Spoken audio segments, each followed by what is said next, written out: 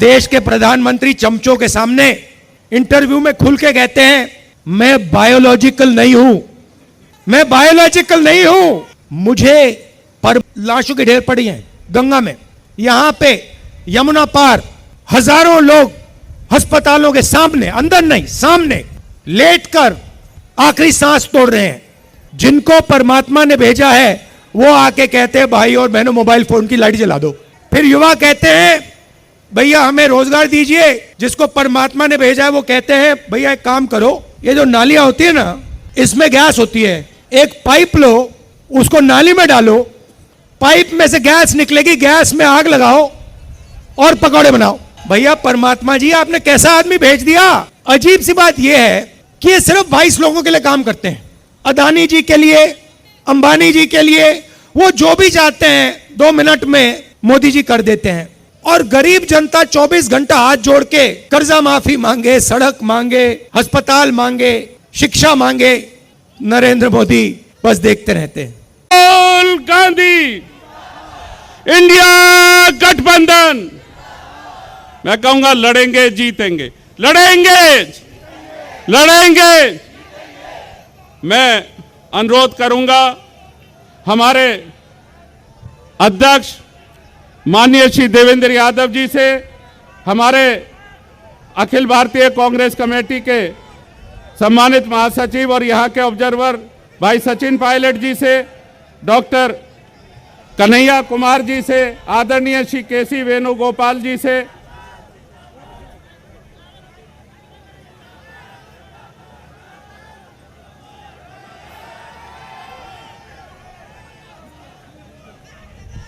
राहुल गांधी जिंदाबाद,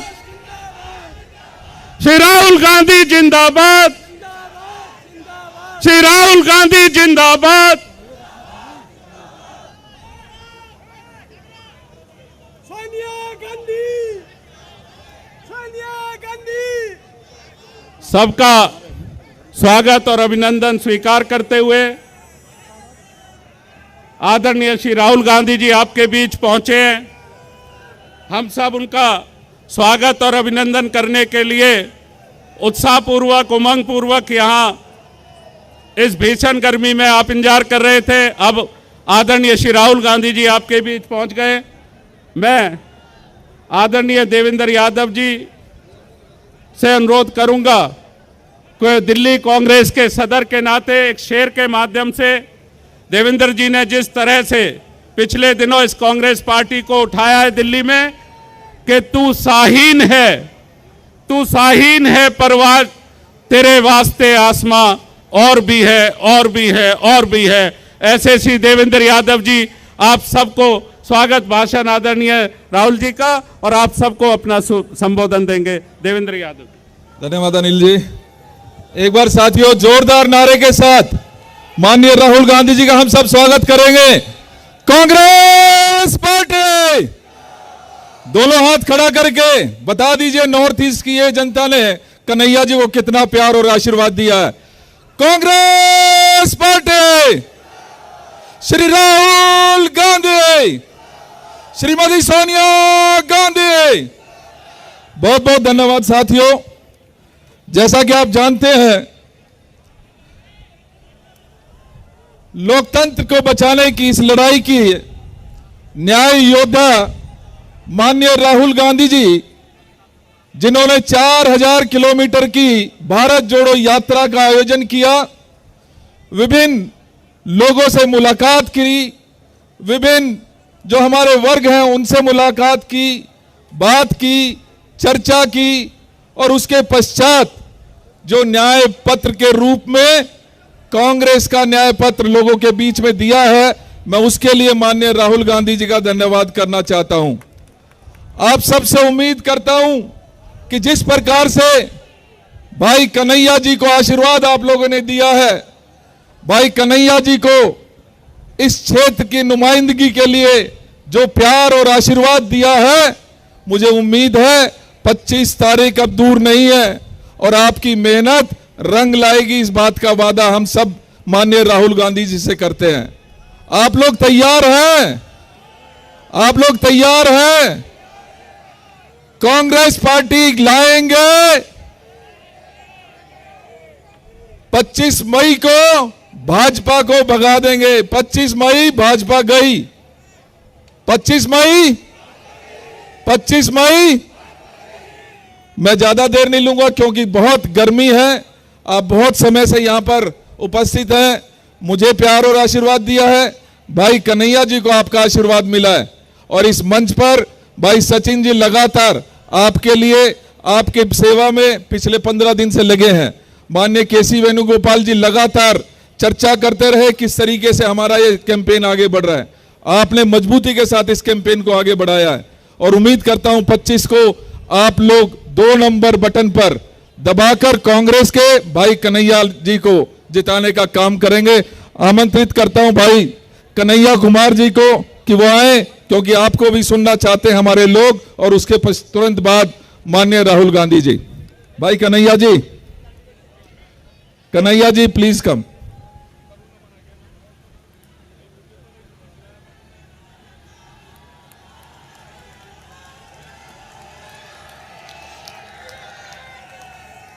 मेरी आवाज जहां तक पहुंच रही है, उत्तर पूर्वी दिल्ली के आप सभी नागरिकों का, सभी मतदाताओं का, माताओं बहनों का, आदरणीय बुजुर्गों, नौजवान साथियों और प्यारे बच्चों, आप सबको मालूम है कि आज बुद्ध पूर्णिमा है।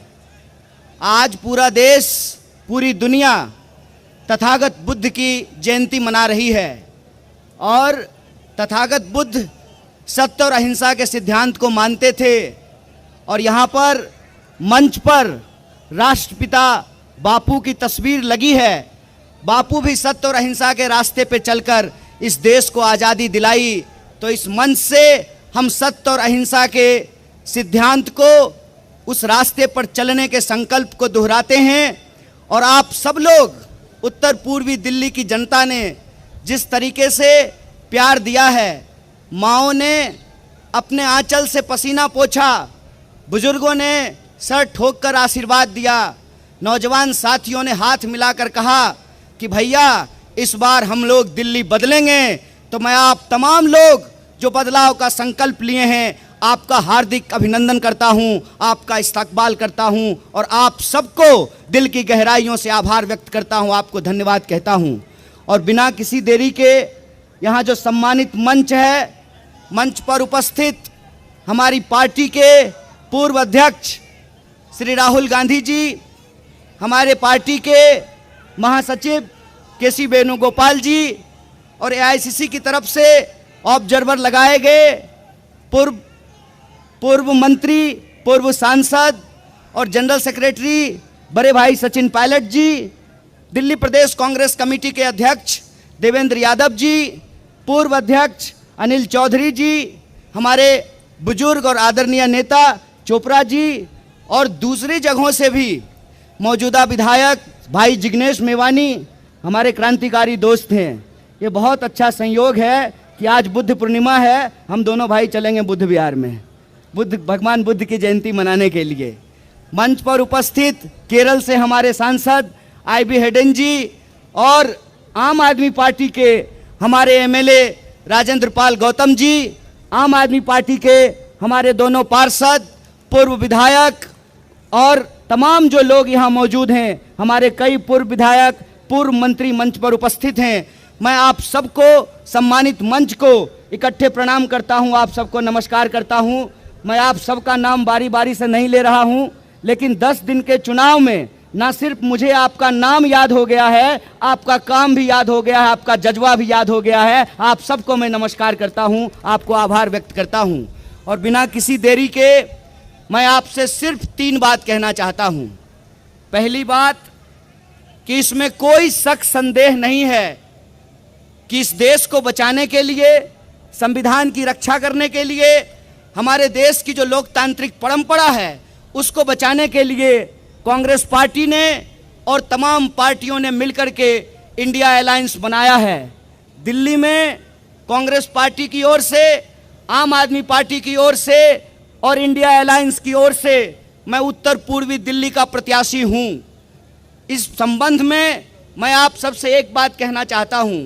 देखिए, हम लोग जब अलग अलग राजनीतिक पार्टी के होते हैं तो हमारे बीच में कई बार कई चीज़ों को लेकर सहमति और असहमति होती है, लेकिन इंडिया अलायंस की एक एक पार्टी इस बात पर सहमत है कि अगर लोकतंत्र बचेगा, संविधान बचेगा, तभी चुनाव बचेगा। इसीलिए ये चुनाव हम साथ में लड़ रहे हैं इस देश में चुनाव को बचाने के लिए।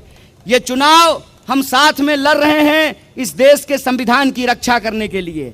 ये चुनाव हम साथ में लड़ रहे हैं इस देश में तानाशाही के खिलाफ और इस देश के लोगों के जो बुनियादी सवाल हैं।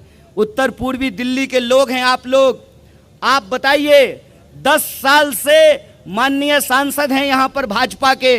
माननीय सांसद का 10 दिन का जो है चुनाव कैंपेन आप उठा करके देख लीजिए। वो मुझे गाली देते हैं, हमारी पार्टी को गाली देते हैं, हमारे अलायंस पार्टनर आम आदमी पार्टी को गाली देते हैं, उनके नेता केजरीवाल को गाली देते हैं, लेकिन 10 साल में वो कोई 10 काम बताने को तैयार नहीं है जो उत्तर पूर्वी दिल्ली की जनता के लिए किया हो। इसीलिए आप सबसे मैं आग्रह करने के लिए आया हूं कि ये लड़ाई काम करने वाले और बदनाम करने वाले के बीच में है। हमने इस क्षेत्र में काम किया है और हम इस क्षेत्र में काम करेंगे। उन्होंने इस क्षेत्र को बदनाम किया है और इस क्षेत्र को वो बदनाम करेंगे। इसका एक उदाहरण मैं आपको देना चाहता हूं। अभी तो मैं कुछ बना भी नहीं हूं, अभी तो मुझे कांग्रेस पार्टी और इंडिया अलायंस ने सिर्फ कैंडिडेट बनाया है उत्तर पूर्वी दिल्ली का। लेकिन आप असर देखिए, आपकी मोहब्बत का, आपके आशीर्वाद का, आपके हौसले का और आपके समर्थन का कि 10 दिन के मेरे चुनावी कैंपेन का नतीजा यह है कि आदरणीय प्रधानमंत्री जी 2 बार के प्रधानमंत्री हैं, 10 साल से दिल्ली रहते हैं और यमुना पार करने में उनको 10 साल लगा है। मैं आप सबसे कहना चाहता हूं कि आप इंडिया अलायंस को सपोर्ट कीजिए। अभी तो हम प्रधानमंत्री को यमुना पार लेकर के आए हैं, पूरी की पूरी सरकार को यमुना पार लेकर के आएंगे, ये हमारा आपसे वादा है। और जिस तरीके से वो अपमानित करते हैं यमुना पार रहने वाले लोगों को, मैं तो कहता हूं, मेरा नाम कन्हैया है, गंगा किनारे में पैदा हुआ और यमुना किनारे रहने वाले आप तमाम मतदाताओं ने जिस तरीके से मुझे गले लगाया है, जिस तरीके से आपने आशीर्वाद दिया है, हमको पूरा भरोसा है कि यमुना के किनारे रहने वाले लोगों को जो भाजपा अपमानित कर रही है। आपको मालूम है, जय शाह के पिताजी ने अभी कहा कि इंडिया अलायंस के जो वोटर हैं वो पाकिस्तानी हैं। तो मैं पूछना चाहता हूं कि दिल्ली में 15 साल कांग्रेस पार्टी की सरकार रही, 10 साल आम आदमी पार्टी की सरकार है और यह सरकार हमने ईवीएम की चोरी करके नहीं, आपके समर्थन से बनाई है कि नहीं बनाई है? आपके समर्थन से बनाया था ना। 2009 में जेपी अग्रवाल जी यहां से सांसद थे, 100 में से 65% वोट लोगों ने उनको दिया है। वो क्या कहना चाहते हैं कि इस क्षेत्र में रहने वाले जो बहुसंख्यक लोग हैं, जो सभी धर्म सभी जाति के हैं, ये उनको अपमानित कर रहे हैं। इसीलिए मैं आपको कहना चाहता हूं, इस बार का चुनाव अपने अपमान का बदला लेने का चुनाव है और आपको अपमानित किया गया है। 7 सांसद होते हैं दिल्ली में, 6 पर बीजेपी ने कैंडिडेट बदल दिया, लेकिन 7वें पे कैंडिडेट क्यों नहीं बदला? क्योंकि उनको लगता है ये यमुना पार है, यमुना पार में चलता है। तो मैं यमुना पार के लोगों को कहना चाहता हूं कि उनके दिमाग में आपके खिलाफ नफरत है, उनके दिमाग में आपके खिलाफ अपमान है, उनके दिमाग में यह है कि ये तो यमुना पार है, यहां कुछ भी चलता है। तो मैं कहता हूं कि 10 साल में जिन लोगों ने काम नहीं किया है, आप उनको यहां से चलता कीजिए, उनको टाटा बाय बाय कीजिए।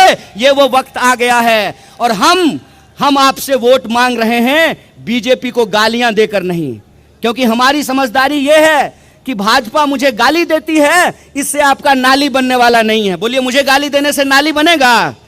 जाम की समस्या समाप्त होगी, अस्पताल बनेगा, स्कूल बनेगी, सड़कें बनेगी, रोजगार मिलेगा, महंगाई कम होगी।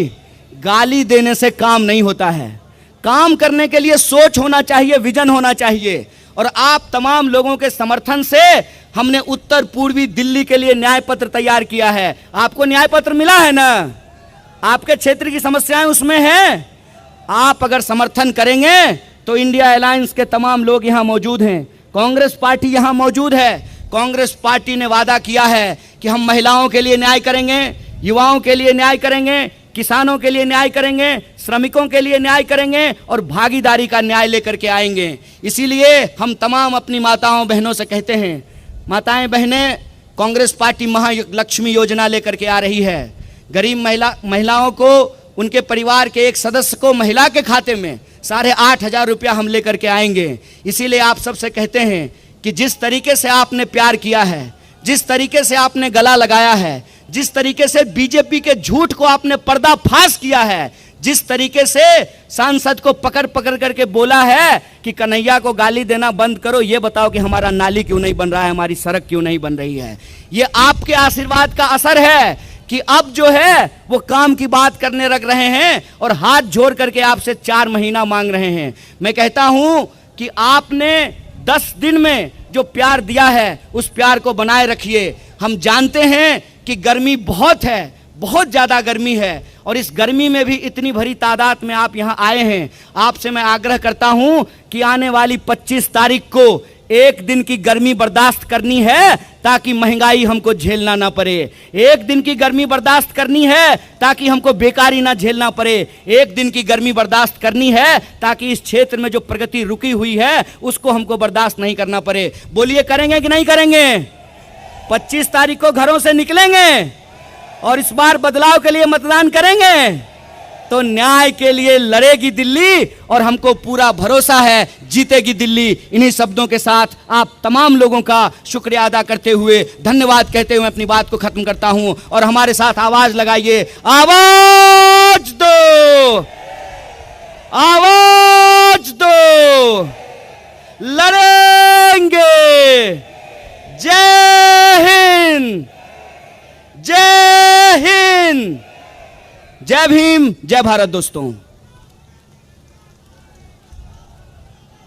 हमारे आपके लोक लाडले जनप्रिय लोकप्रिय उम्मीदवार नॉर्थ ईस्ट दिल्ली से आपके अपने कन्हैया जी, जिन्होंने अपने शब्दों में कहा, पूछा बीजेपी से कि तू इधर उधर की बात ना कर, ये बता ये यमुना पार बदहाल हुआ क्यों। ये सब थे उनके। और हमारे ऐसे नेता जो परिवर्तन की आंधी के गांधी, जो परिवर्तन की आंधी के गांधी हैं, जो जननायक हैं, जो इस देश के न्याय के योद्धा हैं, जिनके लिए कवि दुष्यंत ने अपने शब्दों में कभी कहा था कि हो गई है पीड़ पर वस्सी, हो गई है पीड़ पर वस्सी, अब पिघलनी चाहिए इस हिमालय से, अब कोई नई गंगा निकलनी चाहिए। मेरे सीने में न सही है दोस्त, तेरे सीने में हो कहीं भी आग, लेकिन परिवर्तन की आग जलनी चाहिए। बदलाव के नेता, हम सबके नेता श्रद्धेय राहुल गांधी जी से मैं आपके तालियों के बीच अनुरोध कर रहा हूं कि वो अपना मार्गदर्शन और उद्बोधन हमें दे।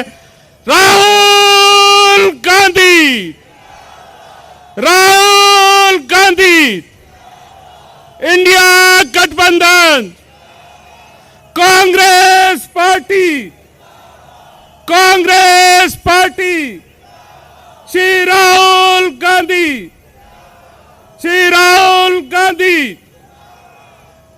आदरणीय राहुल जी से अनुरोध है कि वो अपना मार्गदर्शन हम सबको दें।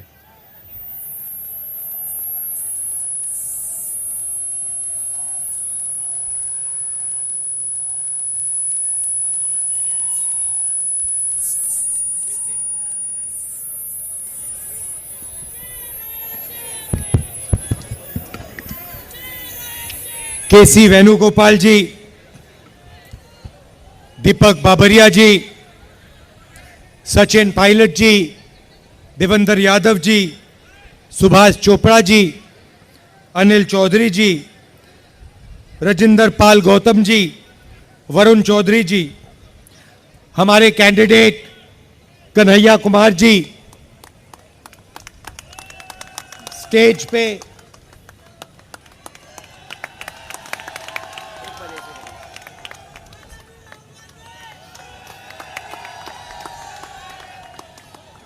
स्टेज पे इंडिया गठबंधन के वरिष्ठ नेता, गठबंधन के प्यारे कार्यकर्ता, बब्बर शेर, भाइयों और बहनों, प्रेस के हमारे मित्रों, आप सबका यहां बहुत बहुत स्वागत, नमस्कार। कैसे हैं आप? इतनी गर्मी में आए, इतनी गर्मी में आए, दिल से धन्यवाद करता हूं आपका।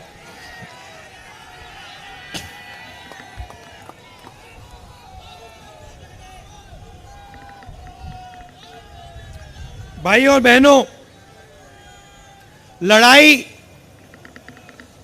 इस चुनाव में ये कॉन्स्टिट्यूशन की है, संविधान की है। ये जो संविधान है, ये सिर्फ एक किताब नहीं है। इसमें हिंदुस्तान की हजारों साल पुरानी एक विचारधारा, एक सोच है। अंबेडकर जी ने इस कॉन्स्टिट्यूशन को बनाया, गांधी जी ने बनाया, जवाहरलाल नेहरू जी और हिंदुस्तान के करोड़ों लोगों ने मिलकर इस कॉन्स्टिट्यूशन को, संविधान को बनाया, मगर इसमें सोच पुरानी है। सोच बुद्ध भगवान की है, नारायण गुरु जी की है, बसवना जी की है, फूले जी की है, गांधी जी, अंबेडकर जी, इन सब की सोच से यह कॉन्स्टिट्यूशन बना है। और पहली बार बीजेपी के लोग खुलकर कभी नहीं कह सकते थे, पता नहीं आपको मालूम है नहीं मालूम है, मगर उन्होंने ना ये कॉन्स्टिट्यूशन एक्सेप्ट किया था, ना हिंदुस्तान का तिरंगा एक्सेप्ट किया था।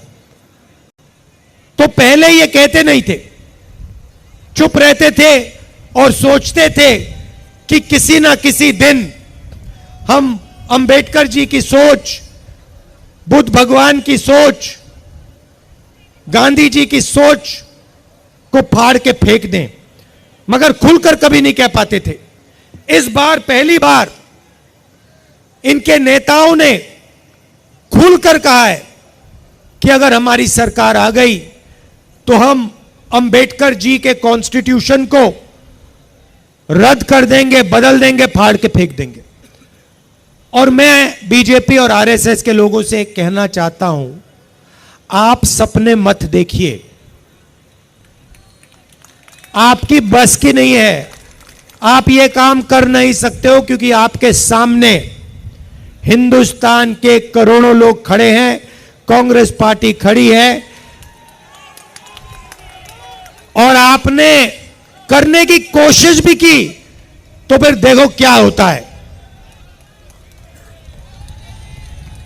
भाई और बहनों, संविधान से रिजर्वेशन निकलता है, संविधान से चुनाव होते हैं, लोकतंत्र निकलता है, पब्लिक सेक्टर आता है, हरी क्रांति होती है, सफेद क्रांति होती है, टेलीकॉम रेवोल्यूशन होता है, मनरेगा, जो भी आपको मिला है वो इस कॉन्स्टिट्यूशन ने आपको दिया है।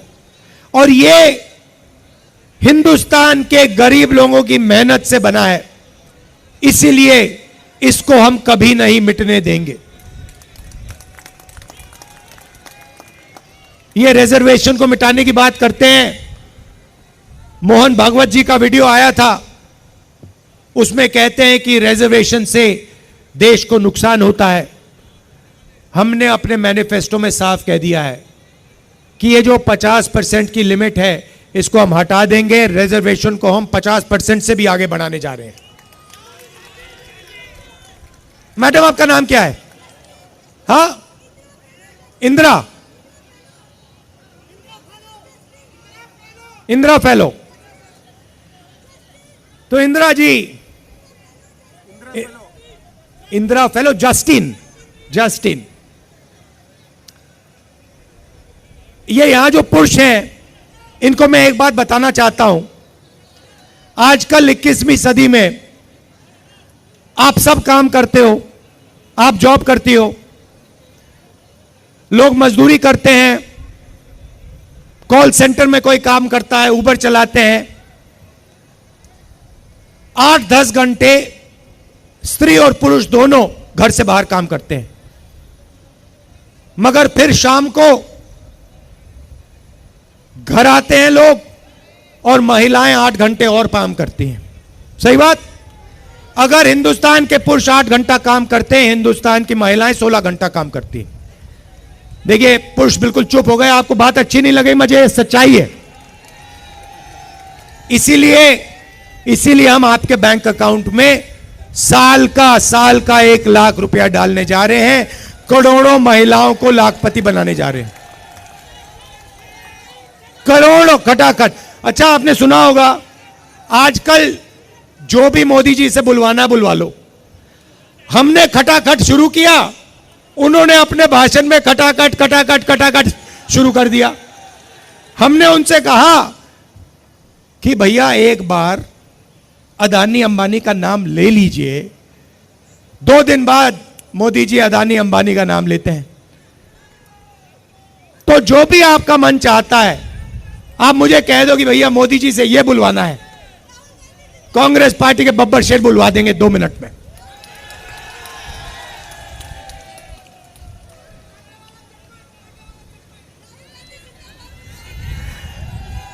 किसानों को, खैर यहां ज्यादा किसान नहीं है मगर बताना चाहता हूं आपको, किसानों का कर्जा माफ और किसानों को मिनिमम सपोर्ट प्राइस, मजदूरों को मनरेगा के लिए 250 रुपए नहीं 400 रुपए, आशा और आंगनवाड़ी महिलाओं की आमदनी दुगनी। यह हमारा मैनिफेस्टो में लिखा है। यहां पे बहुत सारे युवा हैं, आपको मैं मैसेज देना चाहता हूं। सबसे पहला काम, 30 लाख जो सरकारी नौकरियां हैं वो हम आपके हवाले करने जा रहे हैं। दूसरा काम, आज हिंदुस्तान में दिल्ली में, पता नहीं आपने मेरा वीडियो देखा नहीं देखा, मगर उसमें मैंने कहा कि अगर कोई ऊबर चलाता है, ओला चलाता है, ट्रक चलाता है, ड्राइवर है, ऑटो चलाता है और गलती से अगर वो किसी को मार देता है तो उसकी 10 साल की सजा होती है। पुलिस वाले हथकड़ियां लगा देते हैं, जेल में डाल देते हैं, मारते हैं और 10 साल की सजा, चाबी फेंक देते हैं। पूना में अरबपति का बेटा करोड़ों रुपए की गाड़ी चलाता है, 18 साल की भी नहीं है, 18 साल का नहीं है वो, 17 साल का है, इलीगली चला रहा है। 2 लोगों को वो मार देता है, जान से मार देता है और उसे कोर्ट कहता है कि 300 शब्द का ऐसे लिख दो। अच्छा, मैं सवाल पूछना चाहता हूं, ये जब ट्रक ड्राइवर मारता है तो उससे ये ऐसे क्यों नहीं लिखाते? जब बस ड्राइवर किसी को गलती से मार देता है तो उससे ऐसे क्यों नहीं लिखाते? हां, तो ये हम बदलना चाहते हैं। हमारी लड़ाई न्याय की लड़ाई है, अन्याय के खिलाफ लड़ाई है, संविधान की लड़ाई है। और युवाओं के साथ पिछले 10 साल अन्याय हुआ है। नरेंद्र मोदी जी ने झूठ बोला, 2 करोड़ युवाओं को रोजगार दूंगा, और जो रोजगार देने का सिस्टम है, स्मॉल और मीडियम इंडस्ट्री, छोटी दुकानें, छोटे कारीगर, छोटी फैक्ट्रियां, उन सबको नोटबंदी और जीएसटी से नरेंद्र मोदी ने खत्म किया। क्यों किया? अदानी और अंबानी की मदद करने के लिए। क्यों? क्योंकि वो चाइना का माल हिंदुस्तान में बेच पाए। तो आपको उन्होंने कहा मेड इन इंडिया, और जो मेड इन इंडिया का ढांचा था उसको खत्म कर दिया नोटबंदी से, जीएसटी से, और पूरा अदानी जी और अंबानी जी से मेड इन चाइना चला रहे हैं। और सिस्टम, आर्थिक सिस्टम पूरा बंद पड़ा हुआ है। हिंदुस्तान की फैक्ट्रियां बंद पड़ी हैं, छोटे बिजनेसेस बंद पड़े हैं, टी शर्ट पैंट बनाने वाले यूनिट बंद पड़े हैं, टेक्सटाइल्स में बांग्लादेश आगे निकल गया। तो अब हमें ये बदलना है। सबसे पहले बदलने का तरीका मैं आपको बताना चाहता हूं, जनता के जेब में पैसा डालना है। क्यों? खटाखट खटाखट, ये इसका मतलब यही है। जब मैं खटाखट खटाखट खटाखट कह रहा हूं, मतलब जनता के जेब में पैसा जाएगा। तो इसके पीछे सोच है। उन्होंने, नरेंद्र मोदी जी ने 22 लोगों को पैसा दिया। उन्होंने जाके दुबई में, अमेरिका में, जापान में, इंग्लैंड में, यूरोप में, फ्रांस में जमीन खरीदी, बिजनेस खरीदे, वहां खर्च कर दिया। हिंदुस्तान को कोई फायदा नहीं हुआ। अब हम आपके जेब में पैसा डालना चाहते हैं। महिलाओं की मैंने बात की, हजारों करोड़ रुपए हम महिलाओं को दे रहे हैं। युवाओं को भी वही हम काम करने जा रहे हैं। युवाओं जैसे महिलाओं को पैसा देंगे, अभी मैं आपको समझाऊंगा, 1 सेकंड में युवाओं को भी देंगे। मगर इसके पीछे सोच है। जैसे ही हम आपके जेब में पैसा डालेंगे, आप उस पैसे को खर्च करोगे। करोड़ों लोग shirt, pant, motorcycle, scooter, mobile phone, ये चीजें खरीदेंगे। हिंदुस्तान की अर्थव्यवस्था एक बार फिर से चालू होगी, इकोनॉमी चालू होगी, फैक्ट्रियां शुरू हो जाएंगी, और आप ही को, आप ही के बच्चों को, हिंदुस्तान के बेरोजगार युवाओं को उन्हीं फैक्ट्री में काम मिलेगा। तो चेन है। इंजन को हम स्टार्ट करना चाहते हैं। स्टार्ट करने का तरीका गरीबों के जेब में पैसा डालना है। उन्होंने इंजन को बंद करा। बंद कैसे किया? अरबपतियों के जेब में पैसा डालकर। अब युवाओं की बात करना चाहता हूं। 30 लाख रोजगार तो हम आपको शुरू में ही दे देंगे, मगर उसके बाद आपको हम एक अधिकार देने जा रहे हैं। पहली बार दुनिया की कोई सरकार ऐसा अधिकार दे रही है। सोच है, पहली नौकरी पक्की, 1 साल की नौकरी की गारंटी पब्लिक सेक्टर में, BHEL, HAL, इन कंपनियों में, प्राइवेट सेक्टर में, सरकारी अस्पतालों में, सरकारी कॉलेजेस, यूनिवर्सिटीज में, सरकारी ऑफिसेज में। हिंदुस्तान के ग्रेजुएट्स को, यूनिवर्सिटी, कॉलेज, डिप्लोमा होल्डर्स को 1 साल की गारंटीड नौकरी, बेहतरीन ट्रेनिंग, और बैंक अकाउंट में महीने का 8,500 रुपए खटाखट खटाखट खटाखट अंदर। एक साल का 1 लाख रुपया आपके जेब में। उसके साथ आप जो करना चाहते हो करो, मगर हम चाहते हैं कि आप उसको खर्च करो, क्योंकि जब आप खर्च करोगे तो ही हिंदुस्तान की अर्थव्यवस्था चालू होगी, फैक्ट्रियां शुरू होंगी, बेरोजगारी खत्म होगी। तो हम इंजन स्टार्ट करना चाहते हैं। जैसे आप स्कूटर में पेट्रोल डालते हो और फिर चाबी घुमाते हो, ये जो पैसा हम आपके जेब में डाल रहे हैं, किसानों के जेब में डाल रहे हैं, ये वही है, पेट्रोल है अर्थव्यवस्था को स्टार्ट करने का। और आप ये किसी भी इकोनॉमिस्ट से पूछ लीजिए, वो आपको बताएगा कि हिंदुस्तान में अर्थव्यवस्था को चालू करने का यही तरीका है, और कोई तरीका ही नहीं है। तो ये हम करने जा रहे हैं। इससे करोड़ों लोगों को फायदा होगा।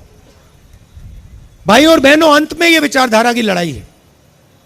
ये चाहते हैं, नरेंद्र मोदी जी चाहते हैं कि हिंदुस्तान में जो 90% लोग हैं, दलित, आदिवासी, पिछड़े वर्ग के लोग, माइनॉरिटी के लोग, गरीब जनरल कास्ट के लोग, इनकी कोई भागीदारी ना हो, इनकी कोई जगह ना हो। ये चाहते हैं कि हिंदुस्तान को जैसे पहले राजा महाराजा चलाते थे, वैसे ही 21वीं सदी में 21वीं सदी के महाराजा, राजा महाराजा चलाएं। कांग्रेस पार्टी ने इसी के खिलाफ लड़ाई लड़ी थी। हम चाहते हैं कि हिंदुस्तान को, हिंदुस्तान का आम आदमी, हिंदुस्तान का किसान, हिंदुस्तान का युवा, हिंदुस्तान के छोटे दुकानदार, हिंदुस्तान के मजदूर, हिंदुस्तान के गरीब, पिछड़े, दलित, आदिवासी, गरीब जनरल कास्ट के लोग, ये सब मिलकर इस देश को चलाएं। इसीलिए ये इस पे आक्रमण कर रहे हैं, क्योंकि ये जानते हैं कि जब तक ये है तब तक हिंदुस्तान के गरीब लोगों की आवाज है, और जिस दिन ये मिट गया उस दिन हिंदुस्तान के गरीब लोगों की आवाज बंद हो जाएगी, मिट जाएगी, घुट जाएगी। तो लड़ाई इसकी है, अंबेडकर जी की लड़ाई है। मैं जानता हूं कि आप सब एक साथ मिलकर पूरा दम लगाकर यहां कन्हैया जी को, दिल्ली में हमारे कैंडिडेट्स को, आम आदमी पार्टी को के कैंडिडेट्स को जिताओगे। आम आदमी पार्टी के कार्यकर्ताओं से कहना चाहता हूं, आपको 4 सीटों में आम आदमी का समर्थन करना है, 3 सीटों में कांग्रेस पार्टी का समर्थन करना है। कांग्रेस पार्टी के कार्यकर्ताओं से कहता हूं, आपको 3 सीटों में कांग्रेस पार्टी का समर्थन करना है और 4 सीटों में आम आदमी पार्टी का समर्थन करना है। और एक साथ मिलकर आप सब काम कीजिए, मिलकर काम कीजिए और साथ के साथ सीटों में बीजेपी को दिल्ली में हराना है। दिल से आपका धन्यवाद करता हूं, आप दूर दूर से आए और इतनी गर्मी में आप आए। धन्यवाद। जय हिंद, नमस्कार। आदरणीय राहुल गांधी जी का, अरे खोल, आदरणीय श्री राहुल गांधी जी जो 4000 किलोमीटर भारत जोड़ो यात्रा में और 6000 किलोमीटर के लगभग पूर्वोत्तर से महाराष्ट्र में न्याय यात्रा में चले, ये सारे अनुभव और दर्द उसी के हैं। मैं जिला कांग्रेस कमेटी के अध्यक्ष भाई जुबैर अहमद जी से अनुरोध कर रहा हूं कि आएंगे और आदरणीय श्री राहुल गांधी जी